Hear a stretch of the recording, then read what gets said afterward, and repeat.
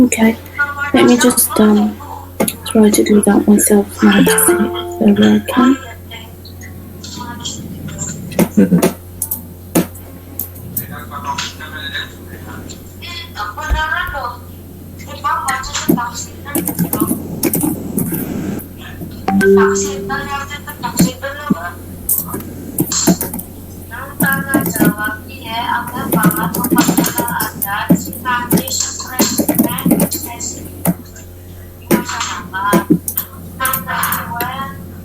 Miss Effie, are you here, Miss Effie? So Miss Effie is our master of ceremony for today's session. Are you here, Miss Effie? Hello. Yes, sir. Oh, okay, cool. Yeah.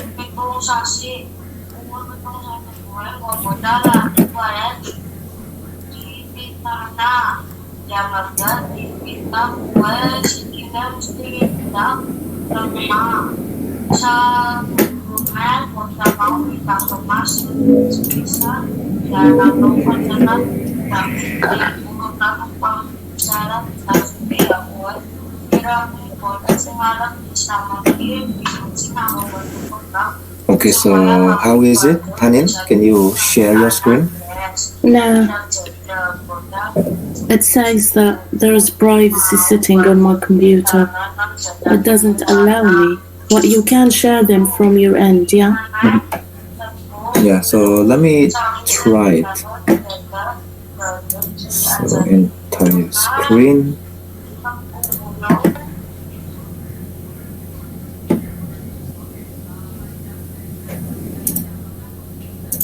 So right now I'm sharing my screen. Can you guys see it?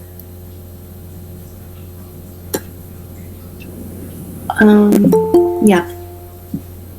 And I'm changing to the second slide. Yeah, that's perfect. Thank you. Cool. Yeah, we don't want to give any spoiler. So let's keep it for later. All right. So yeah, welcome Bapak dan Ibu. Bapak means sir and Ibu means ma'am. So yeah, welcome to the session for today. Thank you for coming, and we will start in 7 minutes. So we want to start at 7 p.m. sharp.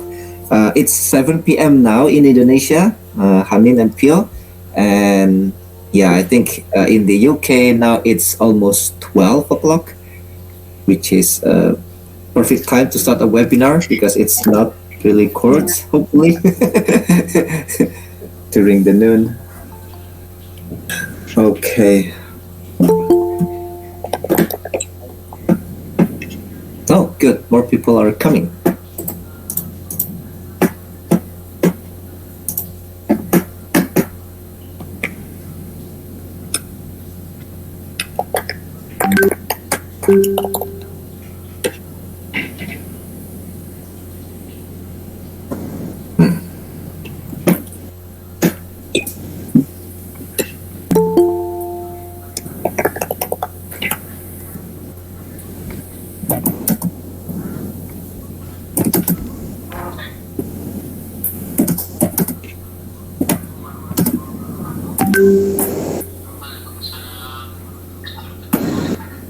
Danny? Yep. I have sent you a video that I wanted to share by email. Can you check if you can share it? Sure. Okay. Give me a second.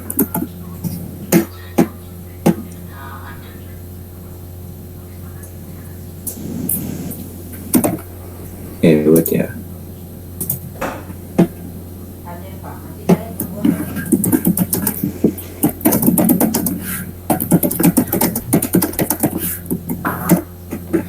So, would you like me to share the video?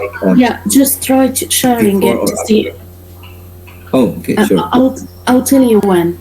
But just for now, just try to share it. Yeah. All right. It's downloading. Almost finished.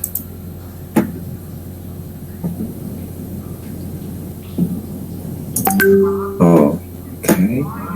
Oh my god! I think I recognize this video. Oh yeah. Okay, so I'm gonna share it now. Okay.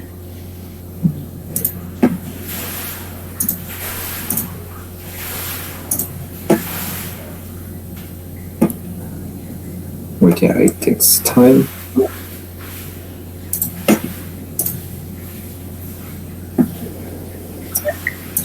We can see it, but we can't hear the sound. Okay, that might be a problem. Wait. Usually it comes with the audio.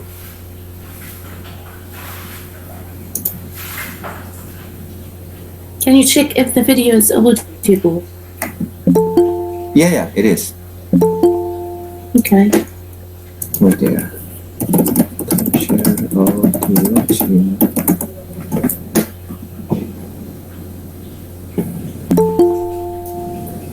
It's audio by default.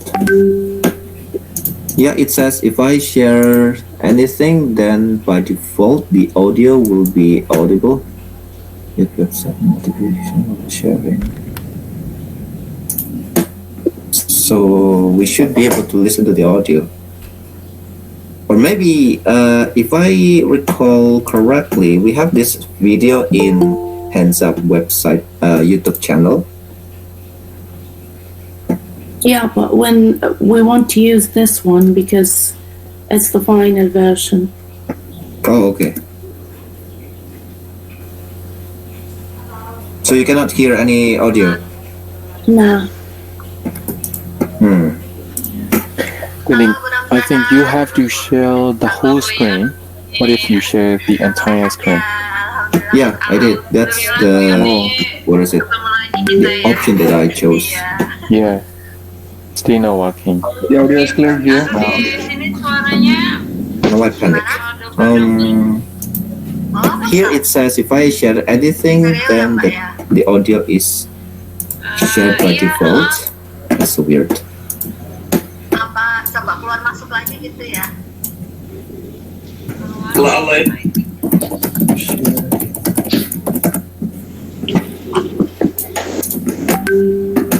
Alright, we have 19 people in the room and we're gonna start in 2 minutes.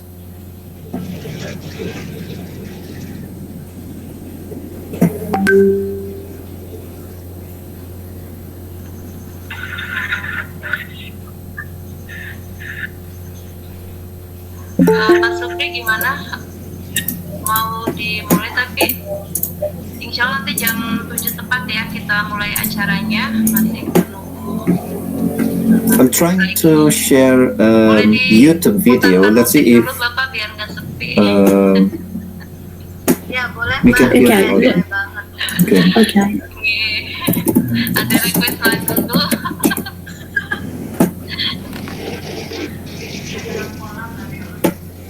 Okay, so let's see.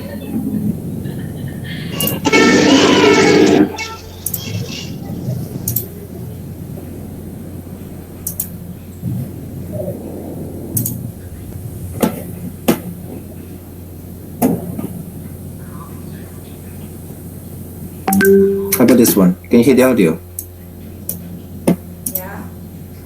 This is not the video.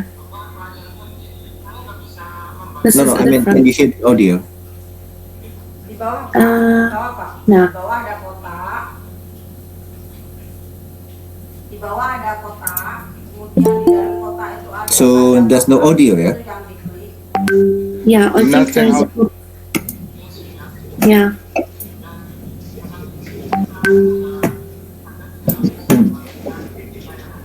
Almost ada kotak apa? Oh, okay, wait. Oi, gemoy. Si gemoy.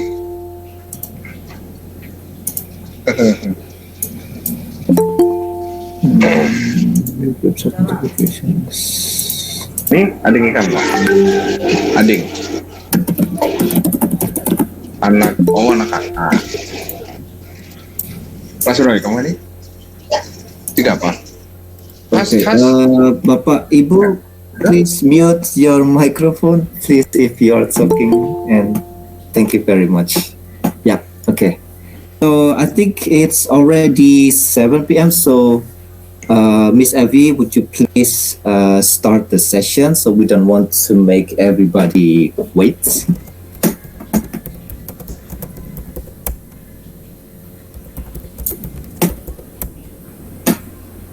Miss Evie? Yeah, that's fine.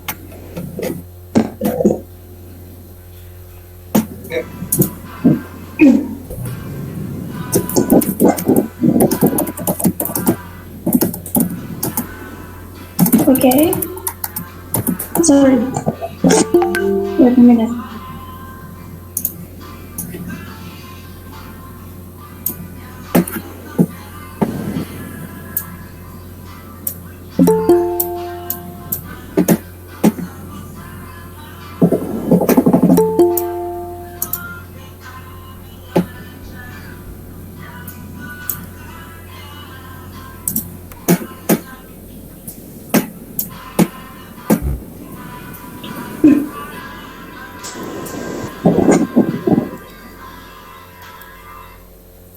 Okay, Assalamualaikum warahmatullahi wabarakatuh.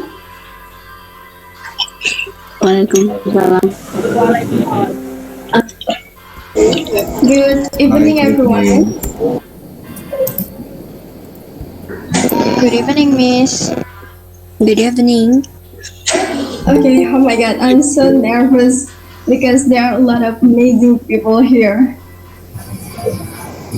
But yeah, I will try my best to make today's webinar run well, okay? Okay, without further ado, let's get started with today's webinar. So guys, welcome to today's webinar on Teaching in Difficult Times, Stories from Around the World. My name is Evie Pabianti, and I will be your moderator for today's webinar. Before we start, let me quickly to over today's agenda. We will begin with brief explanation regarding ATC, a brief introduction of our guest speakers, followed by their presentation on teaching in difficult times, stories from around the world. After that, we will open the floor for questions and discussion. And next, submission of Mentimeter link, absence, and certificate by the ATC co-founder. And last, we will conclude with some closing remarks. Okay, let's just start with the first agenda. I would like to invite you, Ms. Andini, as president of ATC, to explain briefly about our beloved ATC. Ms. Andini, please.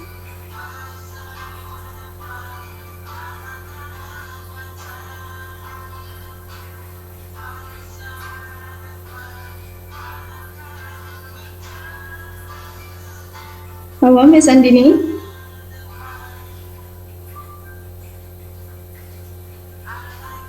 Hello, it's Andini here. I'm so sorry for my phone is quitting for its bad networking, so I'm going to deliver my speech in here.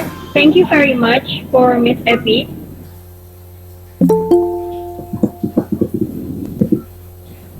Thank you very much for Miss Epi for the opportunity. So I'm going to deliver a brief statement about ITC. So guys, before I state the profile of ITC, I would like to introduce myself first.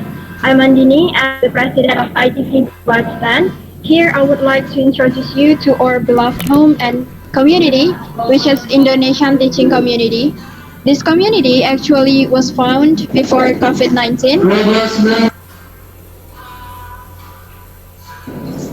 Sorry for the noise. This community actually was found before COVID-19. It is built by Mr. Dani as CEO of ITC and friends then. This program was held offline by providing English class for kids in Kediri. Unfortunately, there was COVID-19 that obligated all of us to have activities from home. So by this condition, ITC was innovatively changed its method to teach online class for kids.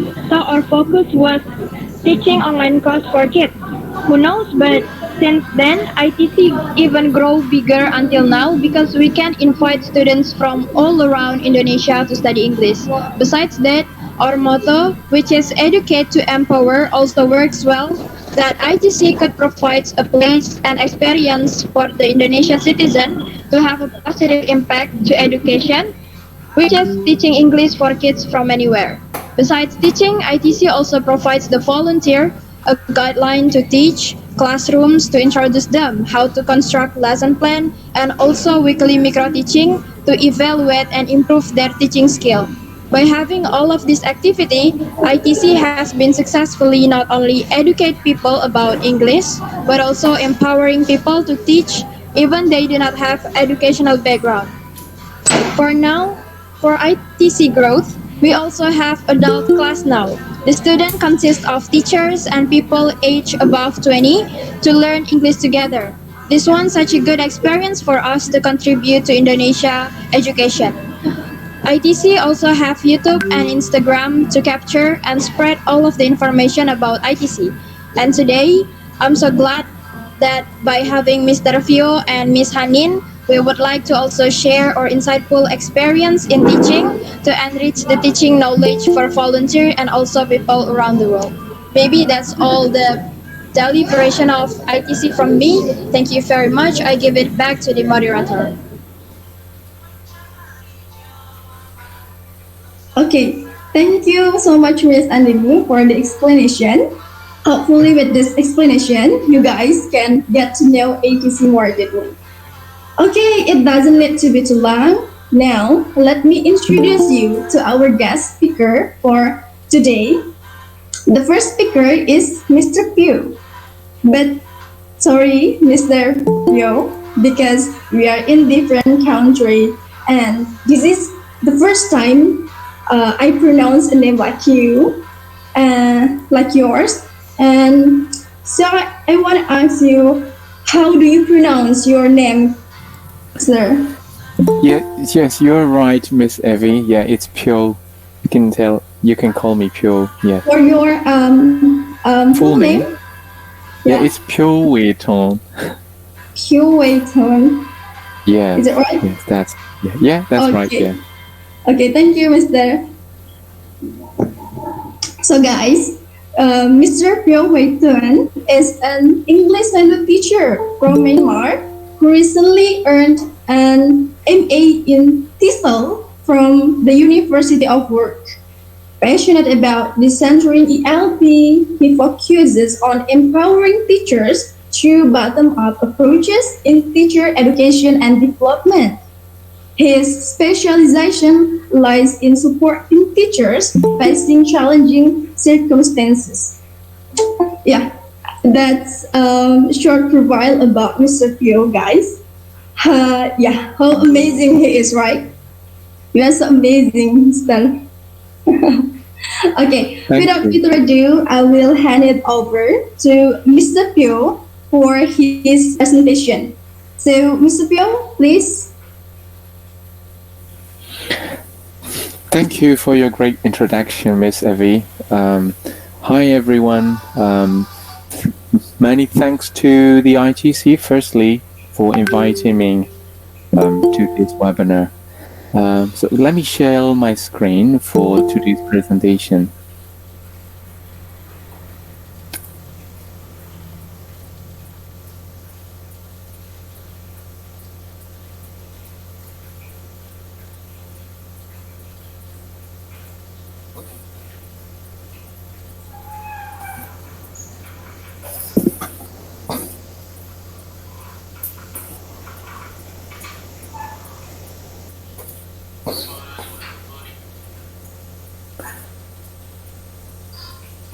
Okay, everyone, can you see my screen?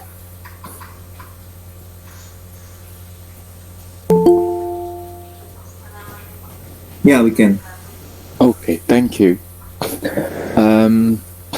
So I give a title for today's presentation as is a kind of metaphor, hidden gems in the educational landscape.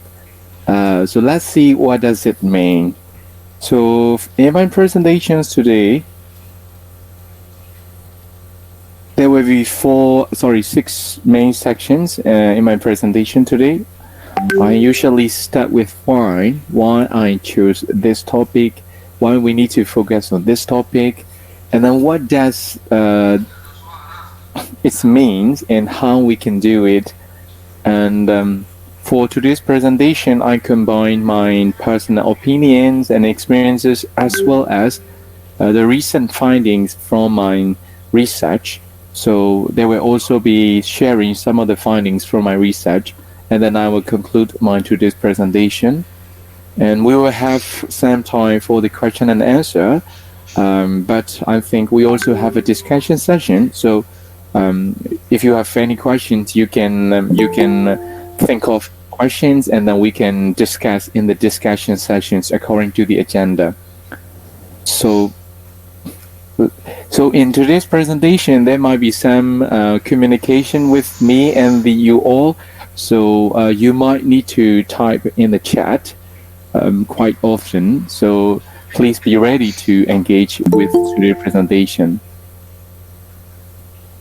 But unfortunately, for now, I couldn't see your chat. So Miss Evie or Danny, if there is any urgent messages or chats, can you please tell me throughout the presentation? Yep. Thank you very much. So let's start with some warm-up questions for today. It's great to know about the teaching community. Danny has been introducing about this community while we are here together.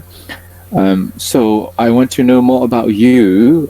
Can you tell me, can you just type A or B or C or D or E about your current role? Some of you might be a teacher to be. You're not a teacher now, but some of you might be starting your teaching career, or some of you might be an experienced teacher. So can you just type, I want to know about you all. So can you just type A, B or C or D? Just the letter is fine. I want to know about you all. Mostly D's. I'm trying to help you reading it. Okay, thank you. So thank you, mostly Danny. D, but we have a variety of A and E. But D is like the most reply. Okay. If it is E, if you choose E, can you specify about your role, if it is okay for you? So what do you mean by E? If you are not a teacher, or what is your role? That would be great. And it's really surprising to know about most of the audience. Most of you are experienced teacher, having over 5 years of teaching experiences. So that's amazing. And it's also great to know it's a variety of teachers joining today. Okay, thank you very much. It's great to know about the variety. So now let's move to the next question. So today, if we look at the webinar's title of, if we look at it, we might see the teaching English in difficult times.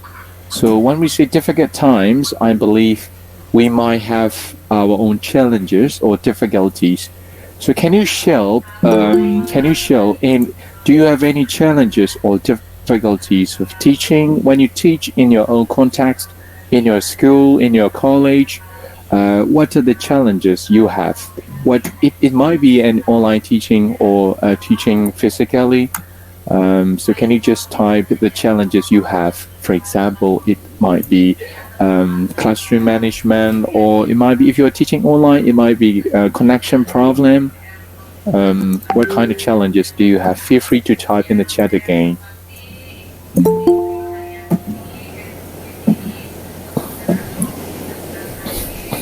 Right, Bapak and Ibu, feel free to type your challenges in your context. Yeah. And this is something that we learned in the uni, Phyo and Haneen, that everyone has like their own unique context, and it's a good idea to get to know each other about everyone's context. Yes, exactly. Yeah. And I want to know more about the difficulties or challenges you have, because I think mostly our country shares similar challenges or difficulties. I hope so. We've got one feedback, Phyo. Yes. To Anissa, she said connection and students' personality. Yeah. And from Mr. Ahmad Sultan, the challenges are the students are difficult to learn English because they think that English is not really important lesson. So it might be related with motivation, learner motivation. Motivation. Yeah. And also Okay, another feedback from Hanisa Harris. It's related to classroom management. And from Buris Karahmi, my students' motivation in studying. Okay. Interesting. Okay. So one more from Mr. Aggie. My challenge is to teach students with special needs. This is something that maybe many people overlook it. Yeah. Special needs student. Yeah. Okay. Okay. Thank you very much for sharing the challenges you have. So if you can think of any more challenges, you can just type anytime you want. For now, according to the time limitation, let's move to the next one. So the next one is you will need to choose A or B. If you think our ability to teach or our teaching excellence is limited or constrained by the challenges or circumstances we have, if you think it is constrained by these challenges or circumstances, please type A in the chat. And if you think no, they are not, they could not be constrained, if we have experienced teaching practices, exceptional teaching practices can thrive regardless of the challenges faced, whatever the challenges we have. So exceptional teaching practices can thrive, can survive, can adapt to these challenges. If you think it is B, type B in the chat again. Thank you.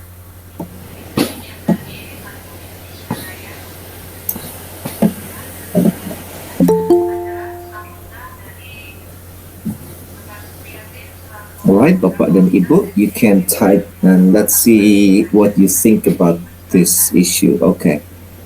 Alright, we've got B, exceptional teaching practices can thrive regardless of the challenges faced.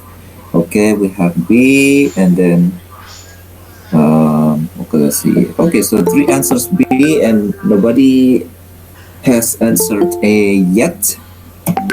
Okay, interesting. Okay.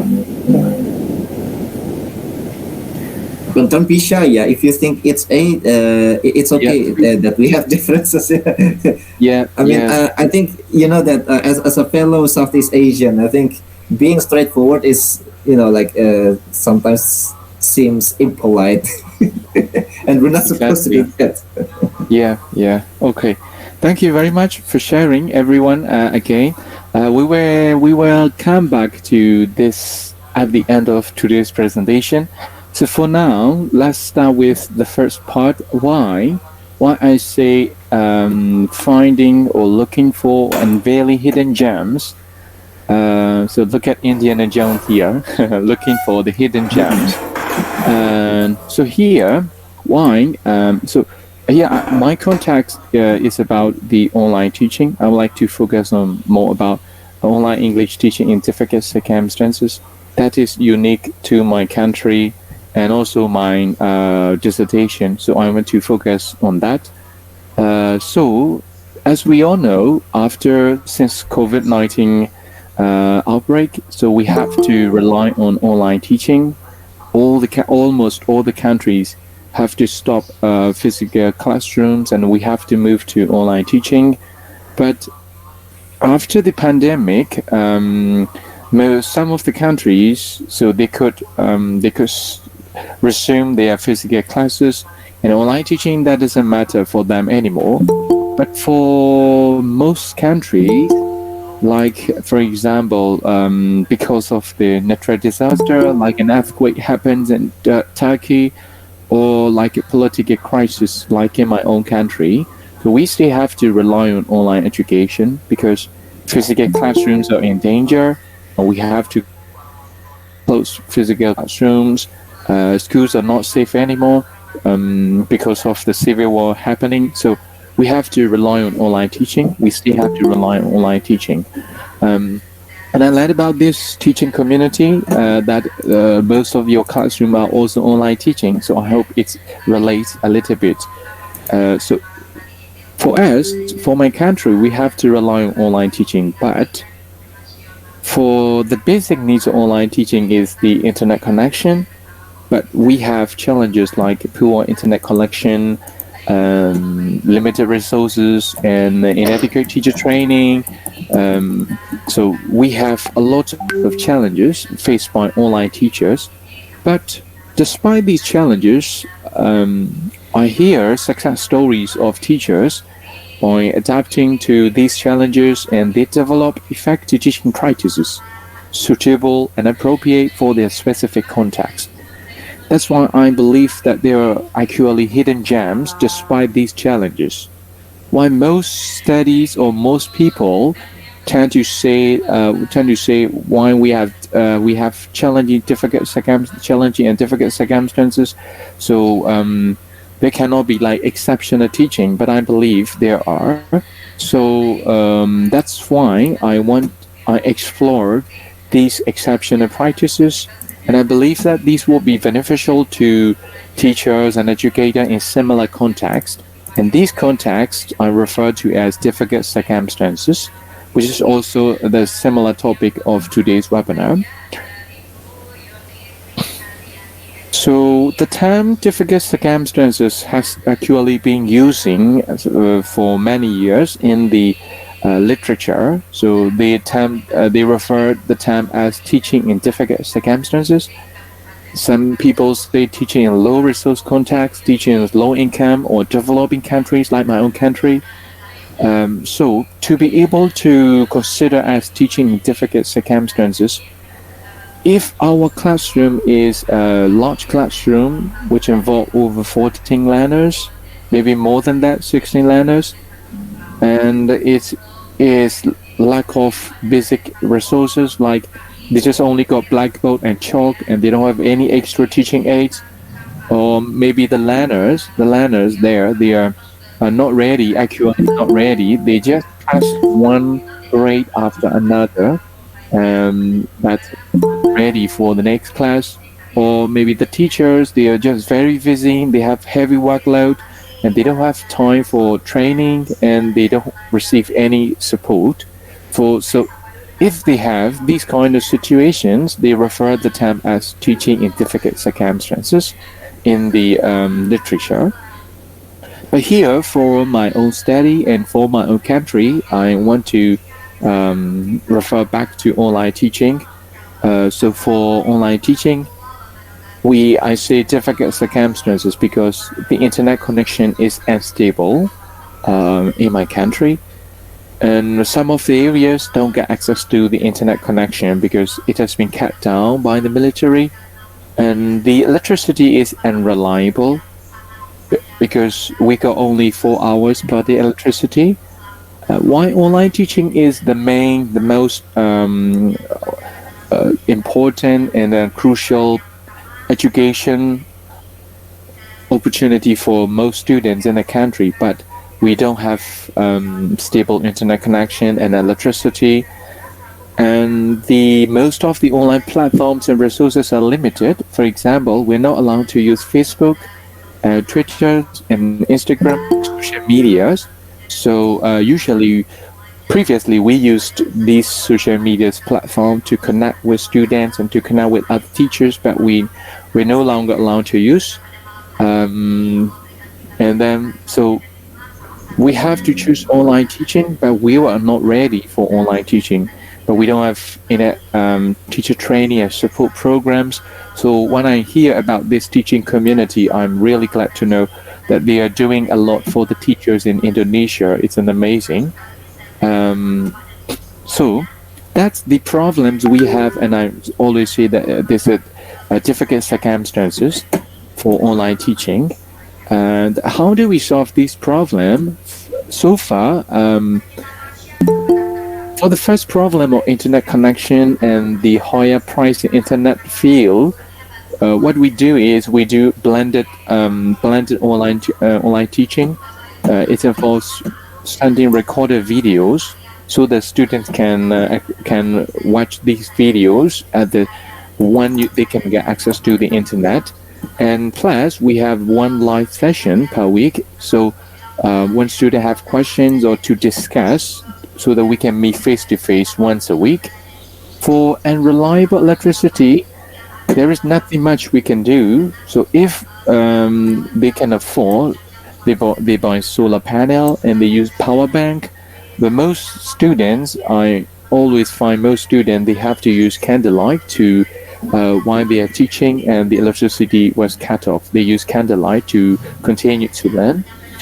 And for the restriction of social media platform, that also have an impact, because teaching is not, I believe teaching is not just about using the screen face to face, it's also about communicating before and after the class. So what we use is, that's why teachers have to use multiple platforms to communicate. In addition to the Messenger, Telegram, Viber, we have to use several platforms to communicate. So for the last one, like our teacher training and support, so there are some started online teacher training programs like ITC today, but still we need a lot, because most of the non-government organizations like British Council teacher training programs, they stopped their teacher training programs since the military coup happened. So we still have to rely a lot on them, and we still need a lot of teacher training programs. So that's how do we solve. So before I move to the next part, I would like to check again your level of attention, because I have been talking a lot. So can you just type again if your attention, if you can stay focused on the lesson, and if it is very high, like a bird, type bird. If it is moderate, not too high, not too low, type rabbit. If it is low, oh, it's boring, you think, just type turtle. And you're not interested in anymore, just type snail. Feel free to type your own comment. It's just checking your level of attention before I move to the next part. Thank you. Sorry, Phyo, and as a reminder, you have around 7 more minutes. Okay, thank you, Danny. Yes, I think that will be enough. Can you see some messages again, Danny? Yeah. Oh, yeah. So we have some birds here and rabbits. Okay. Yeah. So the most common are birds and rabbits. We don't have any tortoises or snails, luckily. Okay. Thank you, Danny. Okay, thank you everyone for your comments. So let's move to the next one. I will say the most important one I would like to show. And so let's get that part. So according to my studies, my research, I would like to show the exemplary teacher characteristics in difficult circumstances. We are in difficult circumstances, but we try our best. And according to the teachers I have studied, they show exceptional characteristics. So despite the challenges, they try to adapt to these challenges and they develop their teaching practices. So the first one is these teachers, they have strong knowledge in 7 domains of TPAC. You might not be familiar with TPAC. Basically, it's about teaching knowledge. So when it comes to online teaching, we say it might involve technological knowledge, knowing which platform to use, which devices to use for their teaching, knowing how to use PowerPoint like this, and knowing pedagogical knowledge, knowing which method to use, which method is appropriate to the students, and the content knowledge, knowing the subject they are teaching. If they are teaching English, they know well about English language. If they're teaching science, they know well about science. So the teachers, I say exemplary teachers, they have strong knowledge in terms of these areas. If you want to know more about TPAC, you can just type in Google about TPAC framework, and you will know more about that. But for now, according to time frame, so let's move to the next quality, characteristic. So the exemplary teacher, whatever they are difficult or not, the one thing I found is they built good relationship with student. So before they start their lesson every day, every lesson, before they start their lesson, they try to spend 5 or 10 minutes to start to have an informal chat with students, and by this way they try to build relationship with students. So that is one of the quality of the teacher, exemplary teacher in difficult circumstances. And the next one is they adapt to student needs, individual student needs. So for example, for online teachers in my country, some students, sometimes they have to turn off their camera because their internet connection is not good. Sometimes some students couldn't use some social media platform because it is dangerous for them. So the teacher trying to adapt to these individual student needs by using additional platform. It's an extra workload for the teacher, but she trying to adapt to student needs. For a student in a low internet connection area, so the teacher trying to send the recording and then follow up that student. So that is another quality I found about the teacher characteristics. And the next one is the teacher care. The teacher show a real care for their students and then for their learning journey. And the last one, let's say the last one is the teachers trying to follow the structure, trying to build the structure, but they also allow freedom. One example is, so they make a good lesson plan. They have a structure. They teach the learners, not the plan, which means depending on the learner, they change their lesson plan. So they just focus on their learner, not their plans. So these are some of the characteristics that I found from my study, and I want to share with you all. So, so in conclusion, so that's why, according to my study and according to my own experiences of studying online teacher in difficult circumstances, I would like to say that the first point, teaching excellence might be constrained by difficult circumstances, but is not totally constrained by difficult circumstances. And exceptional teaching practices can thrive regardless of the challenges faced. That's what I want to make a point today. And thank you very much for your attention today. If you have any questions, we will have a discussion sessions later. Thank you. Let me stop my screen now. Okay.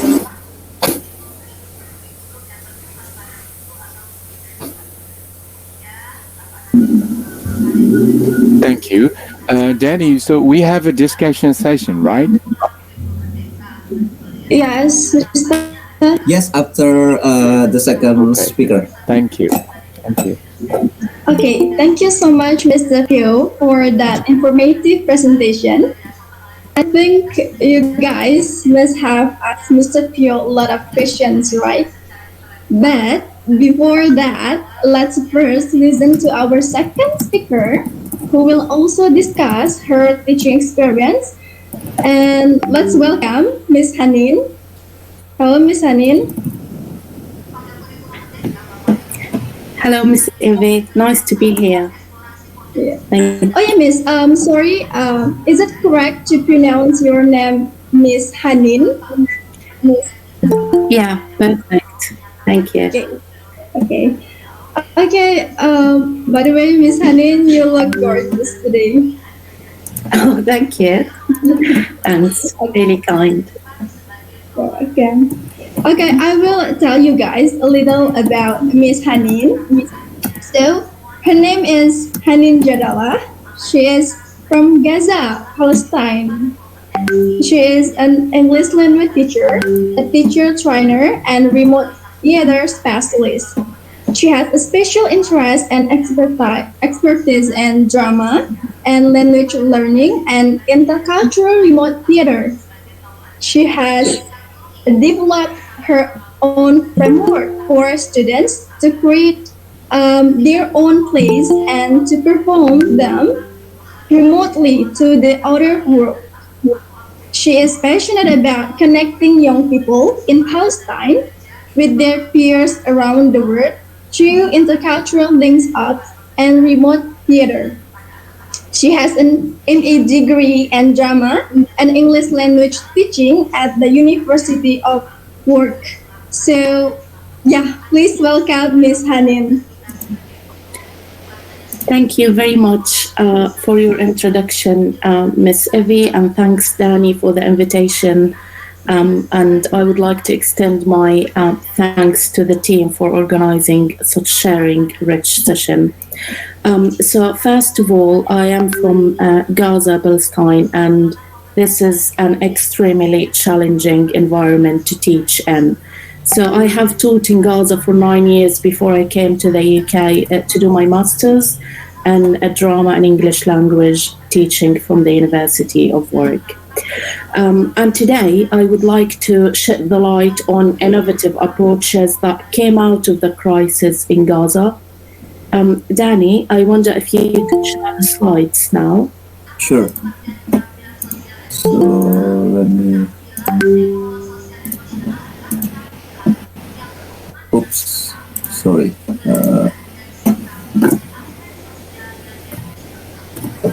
So can you see it? Yeah, perfect. Thank you very much. Okay. Let me know when I need to change the slide. Okay. So my presentation will be about success stories from educational system in Gaza, and I will shed the light on innovative approaches that came out of the crisis and the need of those learners who live such challenging circumstances. So the outline will be first about the context, and then I will talk about what does it mean remote theatre and what kind of approach did we use. And then I would talk about a particular project that we did with Argentina, linking our two schools together in an approach called Your Story, Our Story. So about the context in Gaza. So as you probably know or heard, that more than 2 million people live in 360 kilometers tiny piece of land, and this is the most densely populated areas in the world. Those people are regularly attacked and forced to flee their homelands internally. Those people are experiencing a blockade for more than 17 years. So they are controlled in terms of electricity, food and water, and they don't have, or they have very limited opportunities to travel and communicate with the outer world. The educational system in Gaza is mainly governmental and UNRWA schools. So governmental schools have most pupils in Gaza, and UNRWA schools have people who are originally from the occupied Palestine. Our classes are quite large, 42 to 50 people in the class with mixed abilities, and the educational environment is underprivileged and low-resourced. But I must say that it's underprivileged in terms of physical equipment. So all you have as a teacher is blackboard and chalks, and students are sitting normally in rows by desks, and they're coming from extremely difficult circumstances, but the teachers there are very creative, and they are always striving to find best opportunities for their students to communicate in English, to link to the world, and to know about the world. And this is one unique thing about the teachers and students in Gaza. And also the students are motivated to learn, because education is the only outlet that they can educate people about their crisis, their situation, their hopes, their dreams. they have always shown how optimistic and positive they are, and how motivational they will be to do link-ups with the world. So, before we proceed to our first approach, I would like to ask you, have you ever used drama or performances in your English class? I would appreciate it if you could type the answer in the chat box. So have you ever used drama like role play, improvisation, character creating, any kind of drama or performance in your classroom? That's brilliant. A lot of people are saying yes, and some people are saying no. So yeah, good. Right. So let's move to the first approach that we developed, and it came from Gaza. So online, before I talked about remote theatre, it's the course book in Gaza is English for Palestine, and it's published by Macmillan Publishers, but it's honored a lot the Palestinian culture and the Palestinian values. So all the lessons in English for Palestine are linked to the Palestinian culture, Palestinian places, Palestinian values. It contains communicative activities, but the most essential thing is how to use this course book to link the students to the world. And that's how we enriched the course book, that's how we sort of complemented it with task-based drama project that I'm going to run you through now. So the first approach was learner's voice in the world, which is remote theatre. And what do we mean by remote theatre? It's helping the learners to perform plays using online platforms like Zoom and Teams and Google Meet, whatever online platform is accessible in your context you could use to help learners to perform plays on that. For us in Palestine, we were using Zoom, and it was facilitated by a UK registered charity that I used to work for. So it's important before we proceed with that to read this quote. Student voice is already there. It's not something we give, it's something we honor and we do when we listen. So as teachers of English particularly, we are dealing with our learners as whole human beings, not as just language learners, and we want to push and impose grammar and structure and writing on them.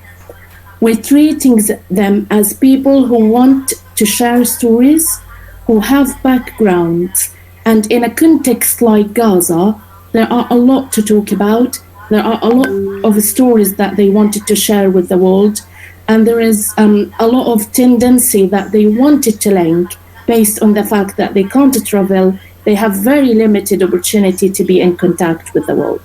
And that's how remote theatre developed, out of the need of those children to connect to the world, to show their creativity, to perform their stories, and to tell their stories to the world.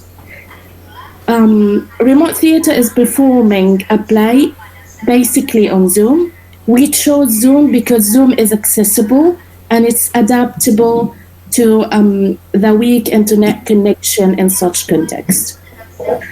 Throughout my journey with teaching English in Gaza, I developed a framework to help those learners to perform plays on Zoom in a systematic and structured steps.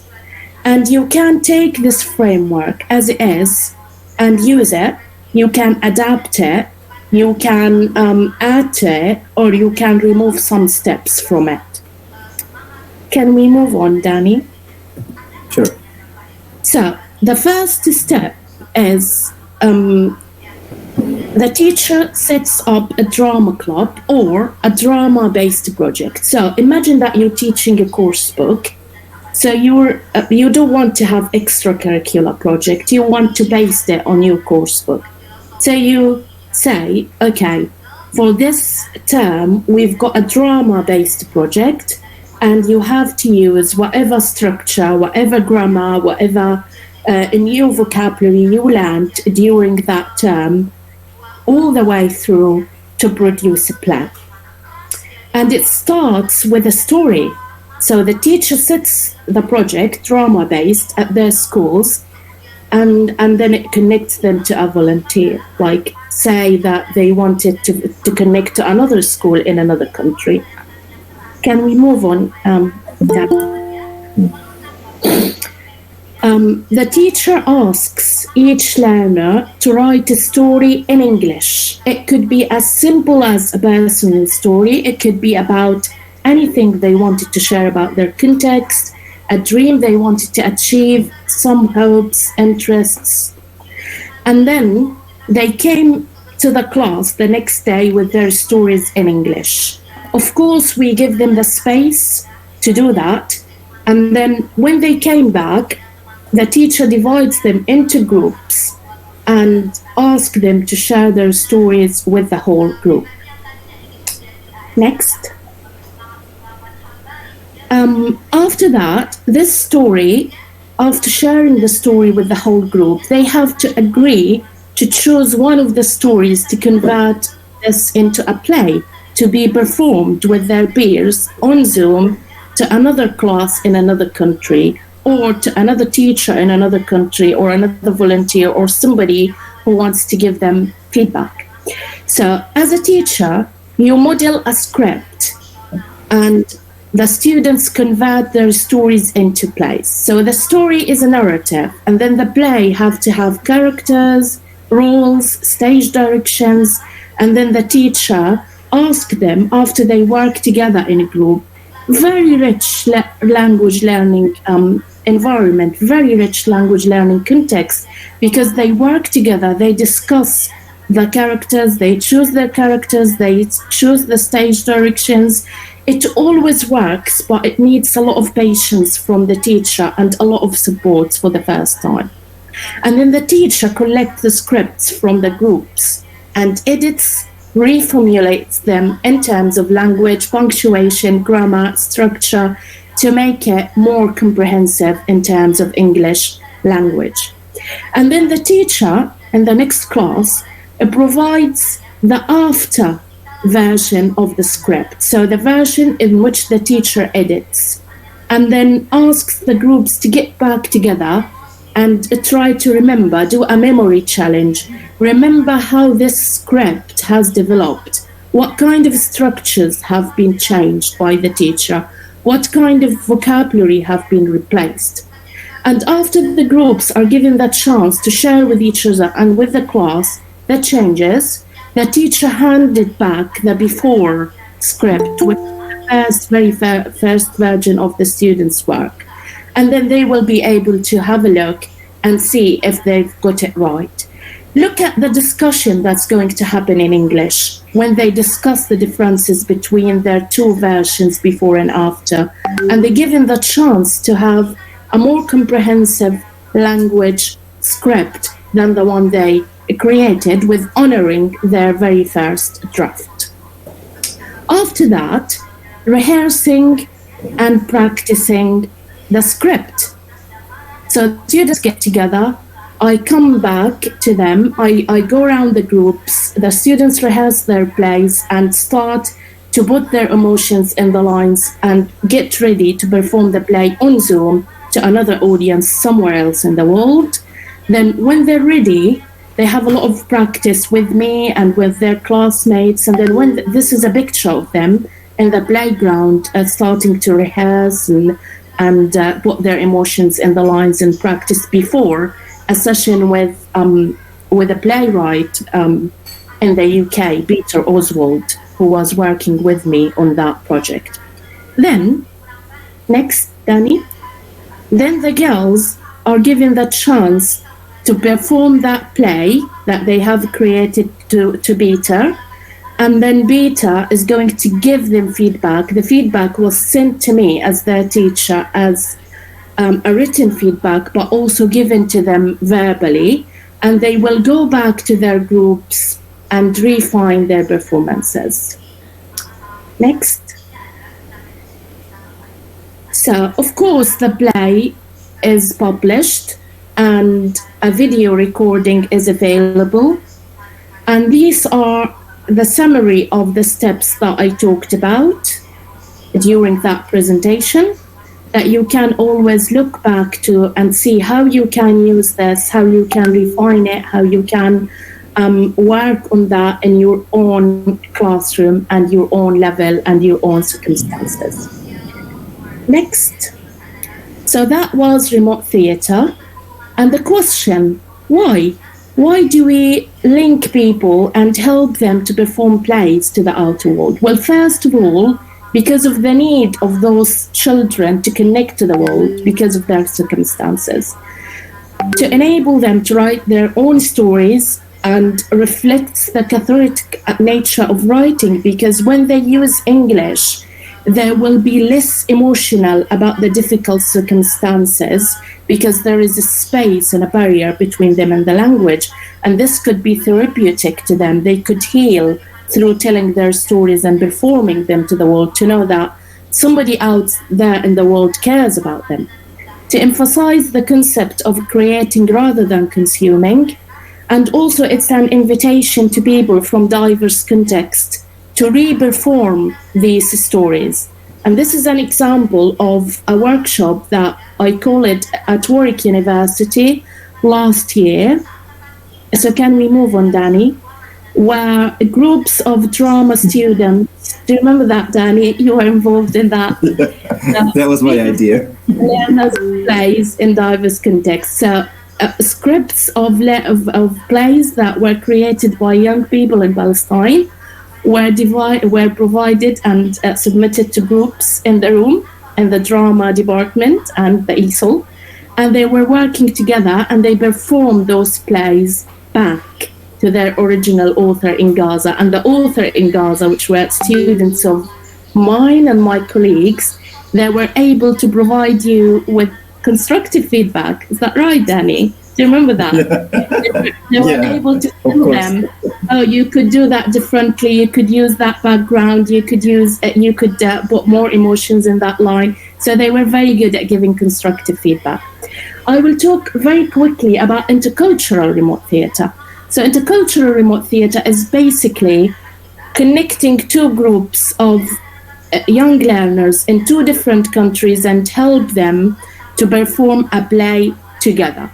So remote theatre was just one group to an audience around the world, but intercultural remote theatre, which was developed after COVID, it's connecting two groups from two different countries. And this project called Your Story, Our Story, it's a kind of playback theatre, and it mainly concerns about performing personal stories. So this is a picture from young learners in Palestine and in Gaza and Argentina. And this is my colleague Terry, who I worked with. And we helped our students to write stories, personal stories in particular. It has to be personal stories without names for the first place.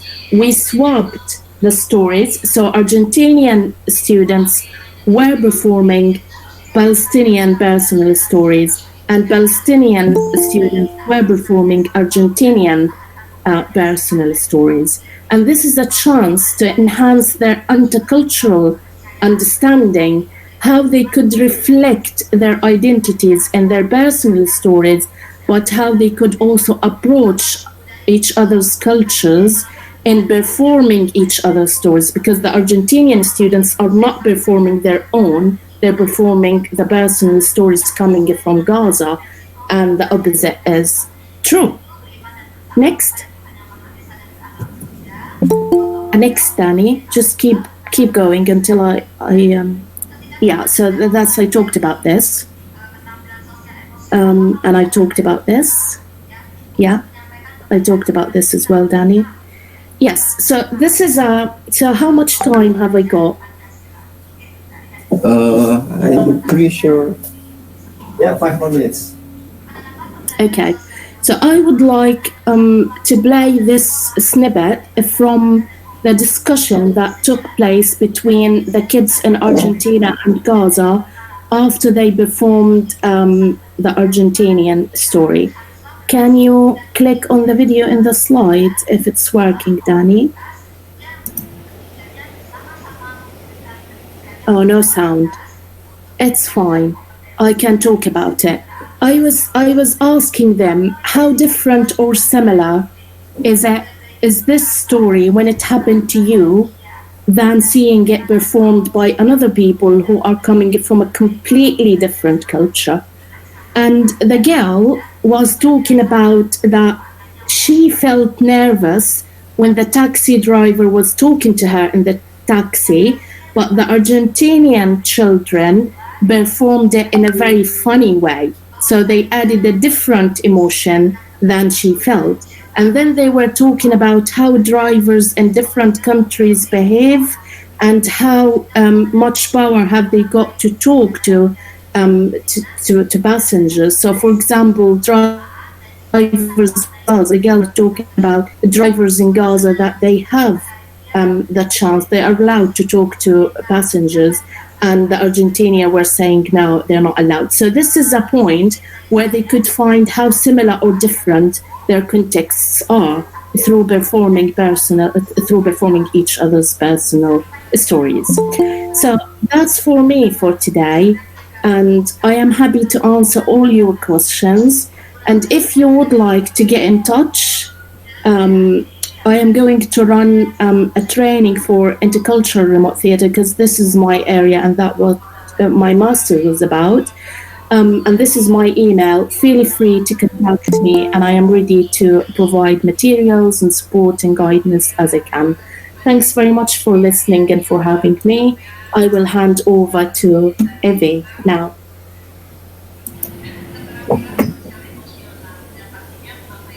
Okay, oh my god, thank you so much, Ms. Haneen, for that informative presentation. I think that's enough explanation from our two amazing speakers. And yeah, now we come to our new session. It is time to open the floor for questions and discussion. So guys, please raise your hand or type your question in the chat box. And we will call on you in order, okay? Please give your questions by raise your hand or type your question in the chat box.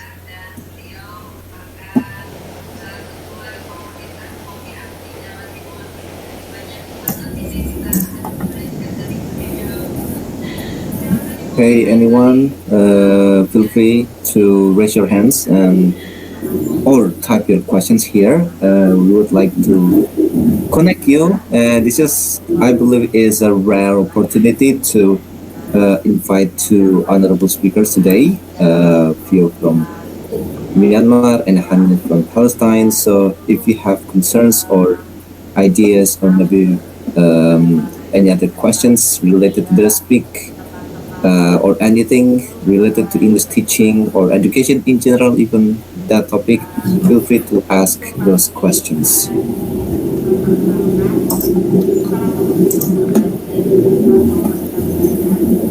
Oh, okay.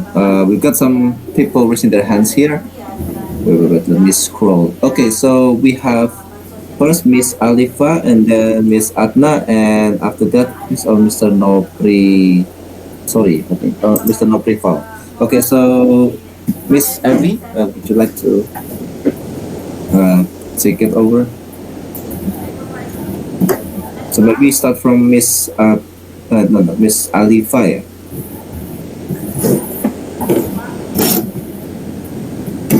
Okay, hello, Miss Alifa, are you there?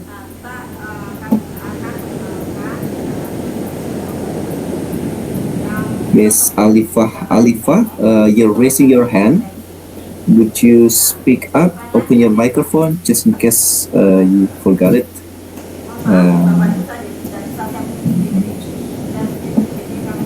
Hello, Miss Alifa. Okay, it seems that she's experiencing some technical problems, so let's go to Miss Adna. Hello, Miss Adna.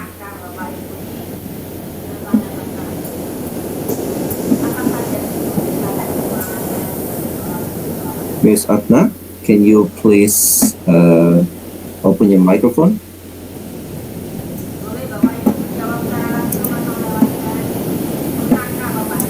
Okay, it seems that they're raising their hands, but they are very shy to speak. Okay, maybe I would like to go to Miss Norma. Yeah, sorry, Miss or Mr. Norma.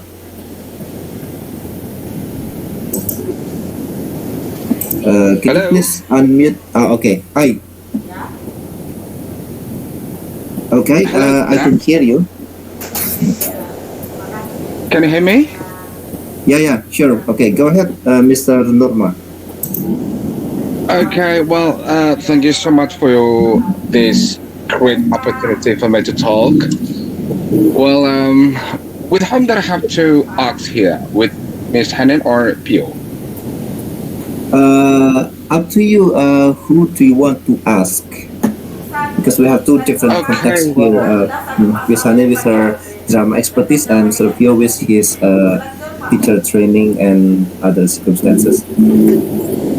Okay, well, thank you very much. Anyway, I want to take this stage to introduce myself first.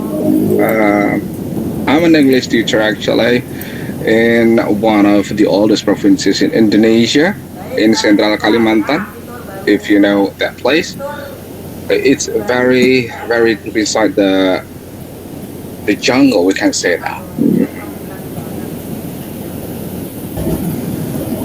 So it's really great for me to talk. Well, I want to say that I want to ask to Mr. Phyo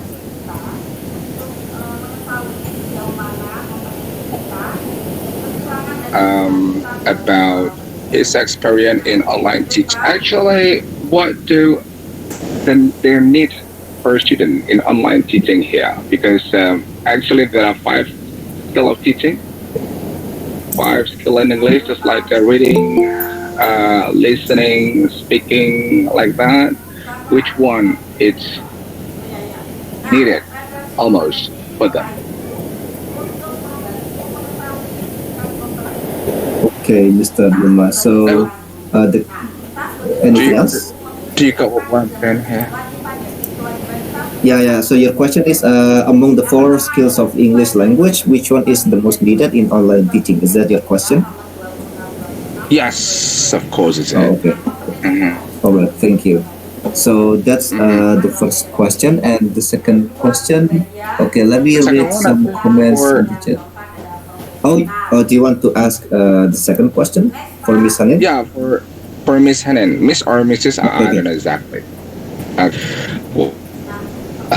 For Miss Haneen from Palestine, I'm curious to know that what language do you use for teaching anyway? Is it Arabic or fully English? That's it. Okay. All right. Thank you. We got it, Mr. Nurma. Thank you very much. All right. So I think, Phyo and Haneen, you can answer that first before we move on to the next question in the chat. Okay. So I think, Phyo, you can start question. Okay. Among the 4 language skills, which one do you think is the most needed in online teaching? Okay. Thank you, Danny. Thank you very much for your question. Nama, right? Yeah. Norma. We call it Norma. Norma. Okay. Yes. Thank you. Yeah, Norma. So I'm a little bit confused about the question. Is it about what is needed for students or for teachers? For students, actually. Oh, for students. I think it depends on who your students are. So, for example, so are they learning English for the exam, to take the exam, or are they just learning to improve their language proficiency? For example, or are they learning for their career? So, if they are learning for their career, so for example, they might just need speaking only. As long as they can speak fluently, then it's fine for them. But if they are if they are learning for their exam, so they might need to master maybe writing, reading, and it depends. I mean, it depends on the students and what their purposes, why they are joining your class. I think. I hope this answers your question. Yes. Okay. I mean, based on your experience, which one is the almost? Which one is the most needed? It's difficult to say which one is the most needed. It depends on our learner. You know, for example, I have adult learners in my online class. So she wants to learn English because she need to speak in English. She need to communicate with the foreigner who is working with her. But the teenagers in my class, they need to learn English because they have an exam. So it depends on our learners, I think. Yes. Yeah, I got Thank it. you. Yeah. Thank you, sir. Thank you. Danny, I hope any more questions? Yeah. I think Haneen also has got a question from Mr. Norma, and that question was, what language do you use for teaching? Is it fully English, or is it a mix of Arabic English, or is it mostly Arabic? What is your approach, Haneen? Well, if you're asking, thank you very much, Mr. Norma, for that question. It's a good question. Well, if you're asking me about my approach, because I am teaching teenage learners, so from 12 to 15, I totally use English, but it needs a bit of a training at the beginning. So I train them. I use prompts in the classroom. So I put lots of pictures and English instructions. So I train them to use the classroom instructions first. And then I use a lot of miming and storytelling and chants and different approaches to help them use and understand English with me. So that's regarding the teenage learners level. But if you're talking about very little kids, young learners from 6 to 10, I would say it's a mixture of Arabic and English. But to be able to use English as a medium of instruction in the classroom, it needs a bit of a training at the beginning and encouragement and various approaches like miming what you're saying and putting around the classroom all the instructions like put your hands up, put your pens down, who would like to clean the board, or whatever instructions you use, you could just display them around the classroom walls and they could always have a look at them and remember. Okay. Yeah. By the way, can I ask for one more question? Okay, and one last question, because we have some questions in the chat, so go ahead, Mr. Norma. Just one last one. The last one.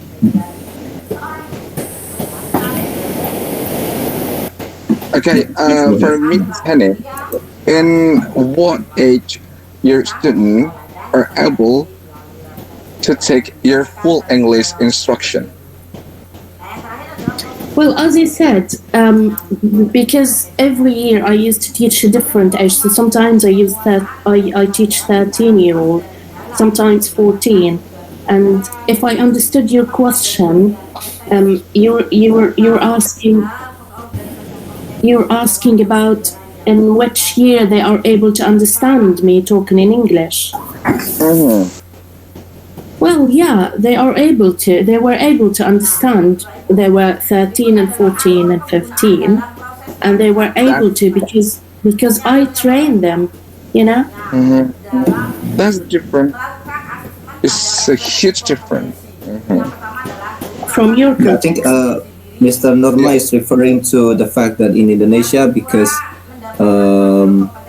what is it like? It's like a challenge for Indonesians to master English. Like even though we learn English for so many years, it's a bit difficult for us to speak like fully English. Is that your context, Mr. Norma? And I believe this is the context. That's correct. Yeah. So maybe if I may, modify the questions. I think like when you started teaching them from day one, and how long do you need to, let's say in your context, you're teaching teenagers, how long do you need to make them speak fully English starting from day one, from let's say they know nothing about English till they are able to communicate fully in English with you?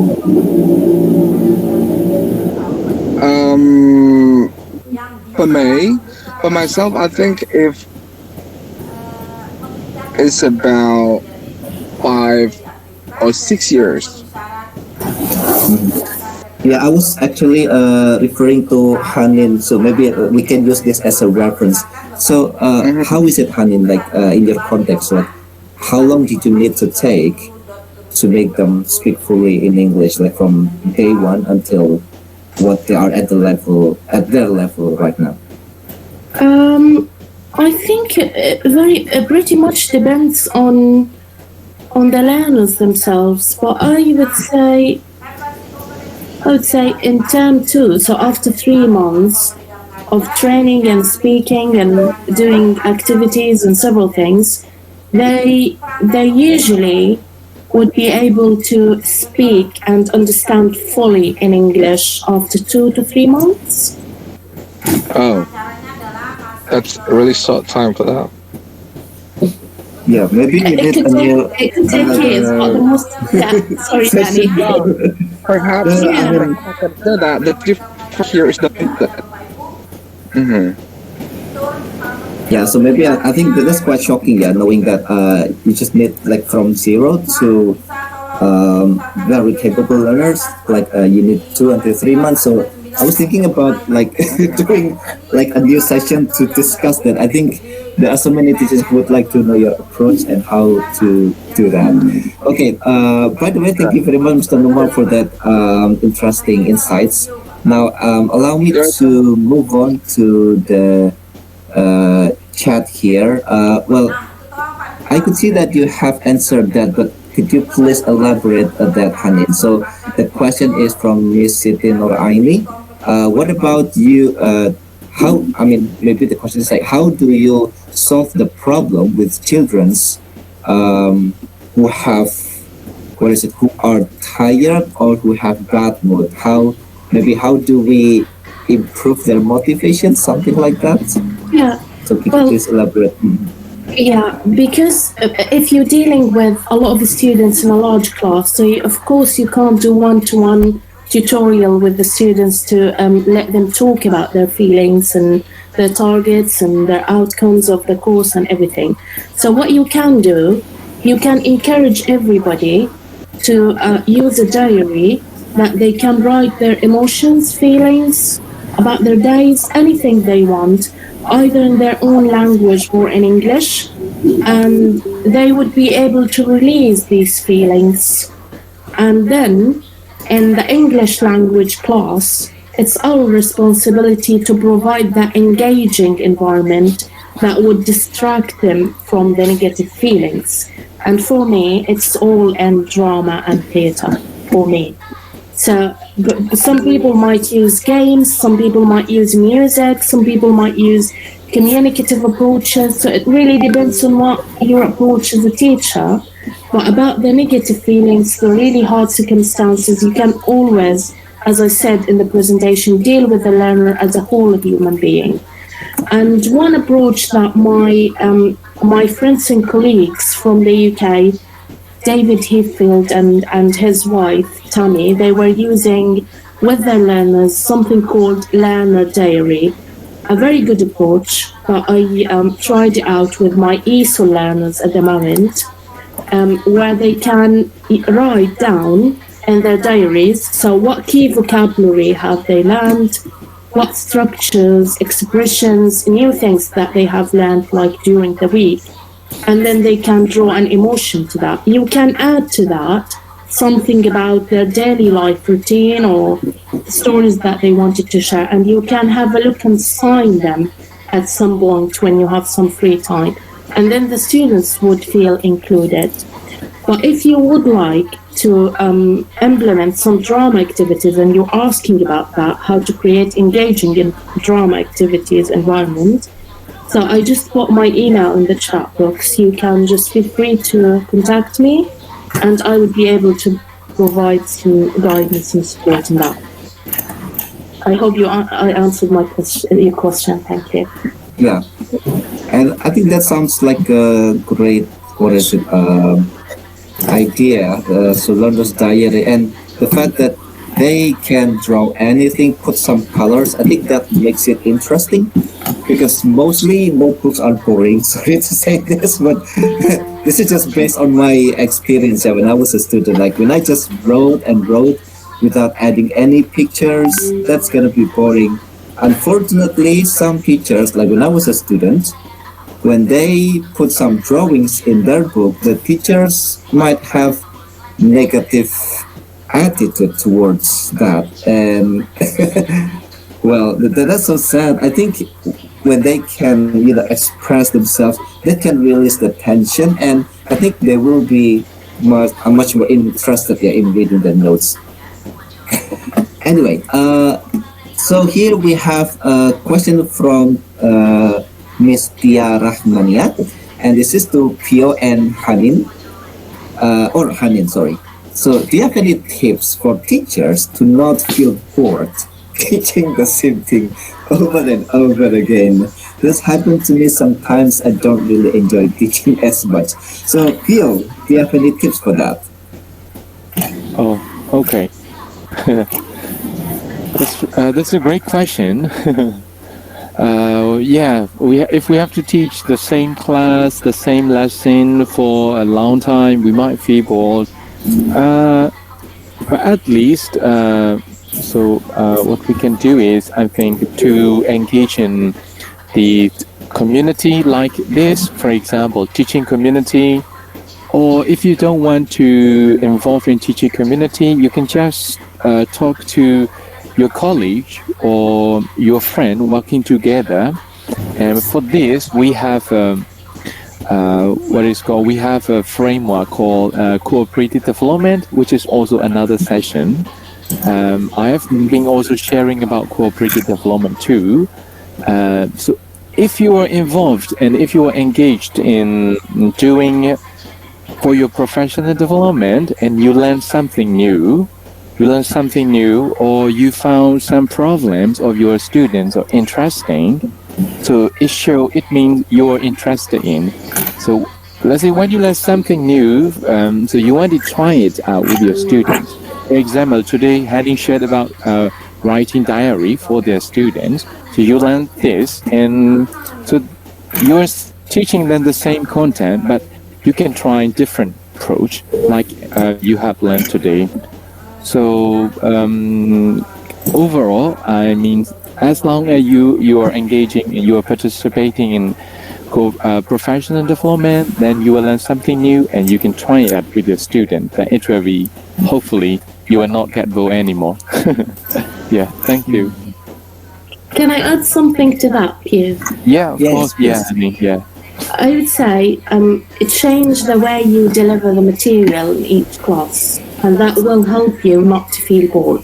So, for example, if you're doing for the first class, if you're doing it as group work, and the next class, try to have some time, the first 10 minutes, just music, some breathing exercises with the students, something they want to share about their weekend or their last evening or something they're planning to do. Just create this point for the first 10 minutes and then change the way you deliver the same lesson in the next class. So, for example, do it as a kind of pair work and peer assessment rather than doing it as a group work as we did in the class.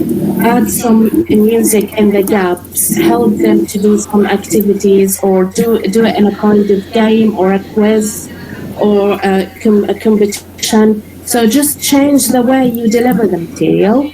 And there are plenty of resources on the internet about ways that you can implement in order to change the way you deliver your material. So it's the same content, the same lesson plan, the same activities, but you just change the way you're delivering it. So if I am doing it as a group work, for the next class, I will do it as their work, as writing activity. For the third class, I will incorporate some music and always have a couple of minutes in the beginning to talk to the students, to chat, tell them about you, and encourage them to tell you about themselves as well. Thank you. All right, nice. Okay, so let's move on. Oh, by the way, for those who ask questions, if you want some follow-up, feel free to do that. We have some time here. So let me go to Miss Alia. So thank you, Miss Haneen. Can you tell us how they get the vocabulary immediately? I think what she means is, how do they memorize vocabulary, like in your context for your students? Well, for my students, they have got that tiny notebook just for vocabulary. So whatever vocabulary they learn within a context, because I don't teach vocabulary in isolation. Either I teach vocabulary in conversational English or in stories mainly. So they have that notebook, they write all the vocabulary for each class, whether they hear them in the class or whether they exist in the textbook. They gather those vocabulary and then they activate them in different activities, and that's how they learn them. But they can't be immediate because you need to practice your vocabulary to learn as many as you can. So you need to give it some time. Do you also use a translation, by the way, Han? Like, for example, like Arabic and English translation for the word? Sometimes if the words are abstract and it's really difficult to put them in sort of energetic context, I would ask them to provide Arabic translation, but this is very, very rare because usually we learn vocabulary within a context. Pictures, conversations, and stories. Mm-hmm. Direct method. Yes. Okay, right. So before we continue with the questions in the chat, I have seen that these people have raised their hands, but the last time I called, they didn't answer. So let me ask Kenya, Miss Alifa, are you there? Miss Alifa? 5, 4, 3, 2, 1. Okay, nope. Okay, let's skip to Miss Atna. Are you there? Okay, no answers. How about Mr. Ahmad Sultan? Would you like to ask your... Yeah, okay. Mr. Charles, maybe you can give the first opportunity to Mr. Noprifal, because Mr. Noprifal is the first time. I mean, okay, right. Yeah, I have called him previously. Yeah. But Mr. Noprifal, are you there? Would you like to ask? I'm here. Oh, okay. Right, sure, go ahead. Okay, thank you, Mr. Dani, and thank you for our great speakers, Haneen and Phyo Wai. I have a question to both of you. Firstly, I would like to ask to Phyo regarding the classroom management. I have an experience teaching English in the class where the class the level of the English is different. We can say that some of them are lower, medium, and advanced. But in the same class. How to manage this class? I think this is something challenging for me. Yeah. The second one, I would like to ask question to Haneen. My question is, in what age or in what grade drama is best to teach, yeah, the method, yeah, that we can use to the student. Okay, thank you. All right, Phyo, I think you can start answering the first question before moving on to Haneen. Thank you very much. Thank you, Mr. Priva. Is that right? Yeah. Okay. Yep. Thank you very much for this great question. I think teaching mixed level learners, yes, it's also in our own context in my country. We have mixed level learners in our classes because, especially in a state education. So what I did was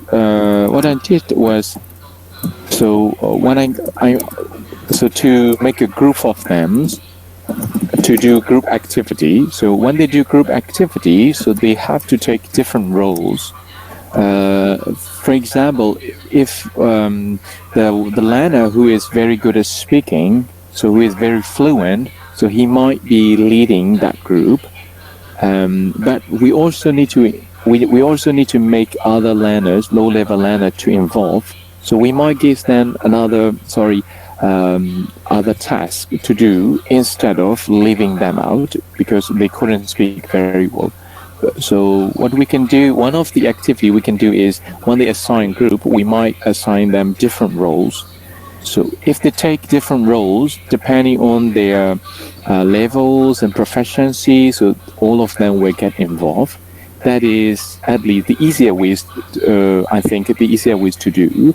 But if we have time and if the learners are not that much, like very large classroom, so we can do the kind of differentiator instruction for them. So whatever we teach, we need to differentiate the content we are teaching, the material we are using, and the methods we are using. So we need to differentiate depending on our learners. But it might also take time to prepare when we do our lesson plan. Yeah.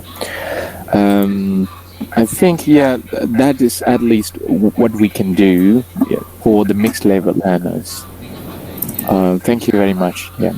Thank you.